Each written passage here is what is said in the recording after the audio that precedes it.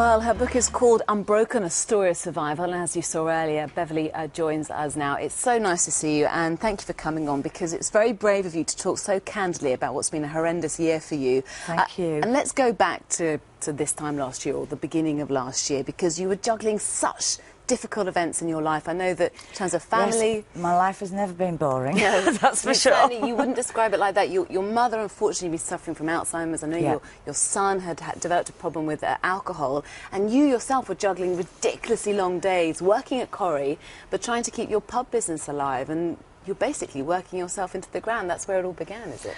Well, maybe. To be honest, with clinical depression, you don't really know what triggers it. I couldn't say it was losing the pub or losing my hut. Listen, landladies all over the country are losing pubs every day. It's tough business. I don't know what triggered it. I think maybe it was a hormone imbalance and it was a chemical thing.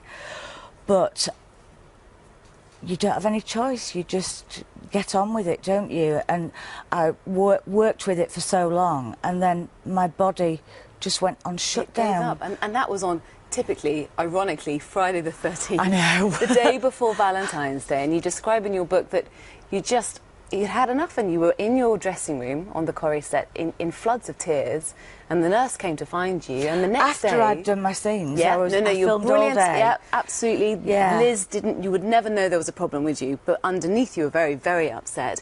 And the next day, you were admitted to hospital. Yeah, the consultant from the Priory came to see me that night, Friday the 13th. And they took me in the next day on Valentine's Day.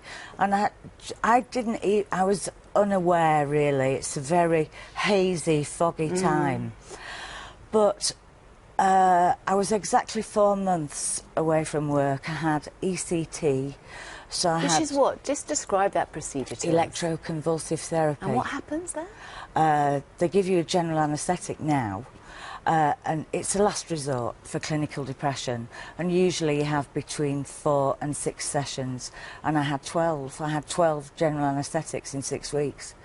But to be honest, I did think maybe I won't ever talk about this, and it evolved really, starting to talk about it, because I had to go to therapy sessions, and that's hard. It sounds very American, and it's very... It was hard for you to open up. I never thought things like that would help me, but it did, and so the book came out of that really, and then suddenly it was in the News of the World on Sunday, and they've worked with me a great deal. I'm working with Mind, and what I want to say to people more than anything else is being strong actually causes it. Depression isn't a sign of weakness. You know, weak people wouldn't get it, but you've got to actually be strong enough to ask for help in the first place. You put it very eloquently. You say it's not a sign of being weak, it's a sign of being strong for too long, which is what you felt you were doing. Yeah, I think people who are finishers get it. We start something, you work flat out, you finish it, and sometimes your body just stops. Because what I found so disturbing from reading your book was that you wanted to die at one point, didn't you? And you've got a fantastic partner, John, who's been there through you, and he's actually trained as a counsellor now, which is incredible. Well, he's in the process of training. Brilliant. But you were adamant, I've had enough, I want to die. Yes, I just wanted it to stop.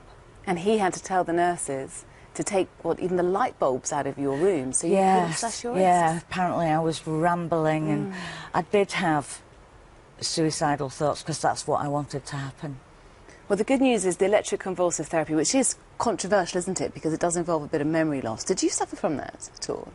Yes, I have. I still have a little bit. I can't read a novel yet, but I can learn my lines, which is weird, really. And can you understand where you are now? Because, I mean, this must be ongoing and something that you're trying to manage with the help of others, both in your personal life and professionally as well. Can you recognise exactly where you are and sort of treat yourself and understand what's required for you now? Yeah, I'm beginning to listen to myself a bit more and sort of looking at the signs. I've got to try and be kinder to myself, really, and that's quite hard. But I'm getting there.